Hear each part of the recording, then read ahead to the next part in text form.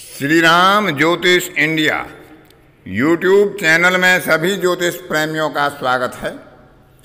आज की कक्षा का विषय प्रसंग है पंचांग में जो राजा, मंत्री और अन्य अधिकारियों का जो एक वर्ष के लिए मंत्रिमंडल का, ग्रहों का जो मंत्रिमंडल बनता है उसका जो निर्धारण होता है, उसका निर्धारण किस आधार पर किया जाता है, किसी वर्ष का राजा कौन होगा, मंत्री कौन होगा और अन्य अधिकारी कौन होंगे, जिसमें मुख्यतः 10 अधिकारियों का वर्णन किया जाता है। पहले इसमें प्राचीन काल में हमारे ऋषि मुनि 7 अधिकारियों का निर्धारण करते थे। कालांतर में कुछ आवश्यकताओं के अनुसार उसमें 3 अधिकारियों की और वृद्धि की गई। तो इस प्रकार से वर्ष के 10 अधिकारियों का चयन वर्ष के प्रवेश से पूर्व ही पंचांगकार पंचांग में कर देते हैं। आपने पंचांग के ऊपर देखा होगा कि इस वर्ष का राजा शनि है या सूर्य है या मंगल है, और इस वर्ष का मंत्री कौन है, और अंदर जो संवत का विवरण दिया होता है उसमें सारे दशाधिकारियों का वर्णन दिया होता है। तो किसी भी वर्ष का राजा, मंत्री या कोई भी अधिकारी यदि शुभ ग्रह बनता है तो उसके फल शुभ होते हैं, पाप ग्रह बनता है तो उसके फल अच्छे नहीं होते हैं। यह सामान्य विचार है। अलग अलग ग्रहों का अलग अलग प्रभाव होता है। तो आज का विषय हमारा इस बात का है कि उसका निर्धारण कैसे किया जाए और वह अधिकारी किस किस बात को प्रभावित करते हैं, किस किस विषय पर वह अपना प्रभाव पूरे वर्ष में डालते हैं। तो इसमें जो हमारे ज्योतिषकारों ने बताया है, चैत्रादि मेषादि कुलीर तौली मृगाननार्द्रा धनुरादि वारः राजा चमू सस्यरसाधिनाथा सुरनीर शेषाम्बुधिधान्यनाथा। अर्थात चैत्र वर्ष प्रतिपदा, जो चैत्र मास के शुक्ल पक्ष के प्रतिपदा को जहाँ हमारा संवत प्रारंभ होता है, हिंदू वर्ष प्रारंभ होता है, वैदिक वर्ष प्रारंभ होता है, तो वह जिस दिन को पड़ती है, जिस दिन चैत्र शुक्ल प्रतिपदा होती है, हमारा वर्ष प्रारंभ होता है, संवत प्रारंभ होता है, उस दिन का जो स्वामी होता है वह वर्ष का राजा बनता है। यदि वर्ष में चैत्र शुक्ल प्रतिपदा सोमवार को प्रारंभ हो रही है तो चंद्रमा वर्ष का राजा बनेगा। इसी प्रकार मेष संक्रांति यानी मेष राशि में सूर्य किस दिन प्रवेश कर रहा है उस दिन का जो स्वामी होगा वह मंत्री बनेगा। कर्क संक्रांति जिस दिन प्रारंभ होती है, कर्क राशि में जब संक्रमण सूर्य का प्रारंभ होता है तो वह जिस दिन प्रारंभ होता है तो वह सस्येश बनता है। सस्येश का अर्थ है सस्य, यानी जो वनस्पति संबंधी हमारे कारण होते हैं और जिसमें जीव जंतु भी आते हैं।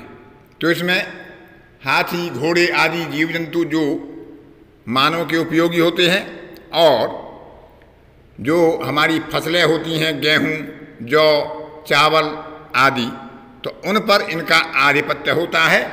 यदि इसमें यह पाप ग्रह होता है तो इनको कष्ट होता है, इनके सुख में कमी रहती है, और यदि यह शुभ ग्रह होता है तो इनका प्रभाव और फल हमें अच्छा प्राप्त होता है। सस्येश के बाद जो अगला बनता है वह रसेश बनता है, यानी जो जलीय तत्व के पदार्थ होते हैं,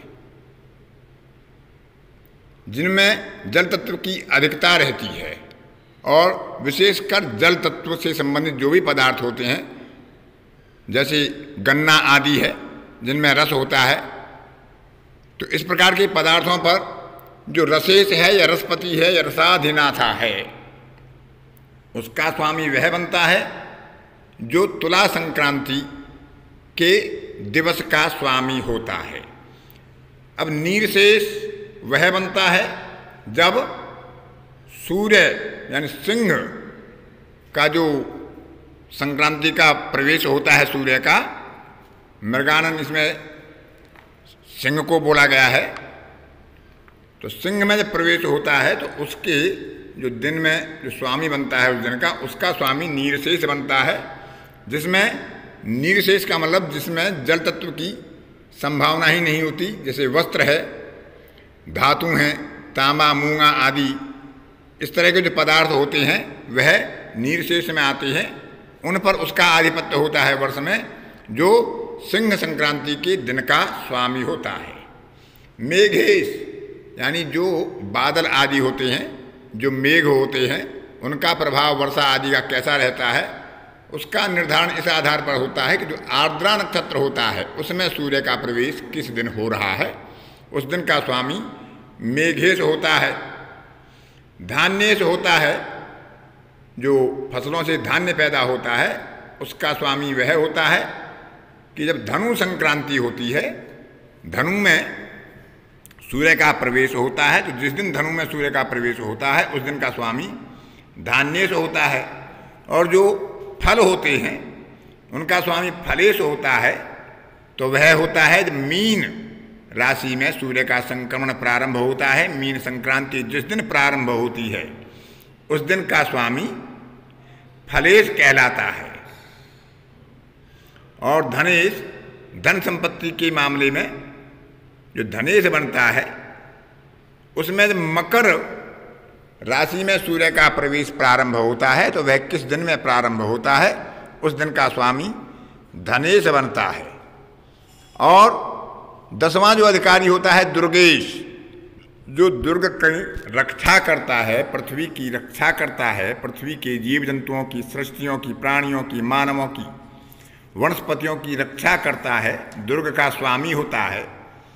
वह बनता है वृश्चिक राशि में जब सूर्य का प्रवेश होता है। वृश्चिक संक्रांति जिस दिन प्रारंभ होती है उस दिन का स्वामी दुर्गेश बनता है। तो इस प्रकार से इनका निर्धारण किया जाता है।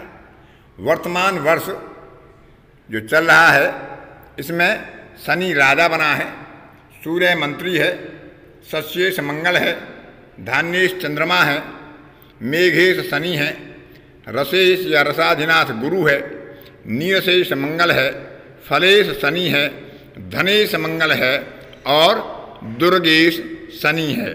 अब जैसे राजा शनि बना है और मंत्री सूर्य है तो दोनों में आपस में शत्रुता रहती है। और नैसर्गिक राजा जो सूर्य होता है वह शनि के आधिपत्य में मंत्री रहेगा। तो इस वर्ष में वायु वेग की अधिकता, कहीं वर्षा अधिक कहीं कम, रोग की बहुलता, व्याधि आदि से जनता को दुख, राजाओं में युद्ध की संभावना, रोग चोर उपद्रव आदि का भय, इस प्रकार के अशुभ प्रभाव की अधिकता रहेगी। राजा प्रजा में कहीं ना कहीं संघर्ष, महंगाई की वृद्धि, लेकिन फिर भी धन धान्य आदि रस पदार्थ आदि की पैदावार बढ़ना, भौतिक उन्नति का चक्र चलते रहना, प्रगति आगे होते रहना, शुभ और अशुभ दोनों प्रकार के इस प्रकार से मिश्रित फल होते हैं। तो इसी प्रकार से जो अलग अलग प्रभाव है किसी भी विषय का, रसेश का, नीरशेष का, धान्येश का, धनेश का, फलेश का, दुर्गेश का, मेघेश का, सस्येश का, तो उनका हम उनके स्वामी के आधार पर विचार कर सकते हैं। विस्तार व्यय के कारण मैं यहाँ उसका उल्लेख करना नहीं चाहता हूँ। वैसे भी पंचांगों में यह सब हमारी पंचांगकार लिखकर दे दिया करते हैं कि किस अधिकारी का फल क्या होगा। फिर भी उनकी शुभता और अशुभता के आधार पर हम सामान्य रूप से उनके फल का निर्धारण कर सकते हैं। तो यह एक सामान्य सिद्धांत आपको बताया जिसके आधार पर जो वर्ष के अधिकारी हैं उनका चयन किया जाता है। आप भी इसी प्रकार से सामान्य रूप से किसी भी वर्ष के अधिकारी का चयन करके देख सकते हैं और उसका प्रभाव देख सकते हैं। तो यह आज की कक्षा का विषय मैं यहीं पर समाप्त करता हूँ। आगे किसी अन्य विषय पर फिर किसी नई समस्या को या नए विषय को लेकर आपके सामने प्रस्तुति दूंगा। तब तक के लिए अपनी वाणी को विराम देता हूँ। धन्यवाद।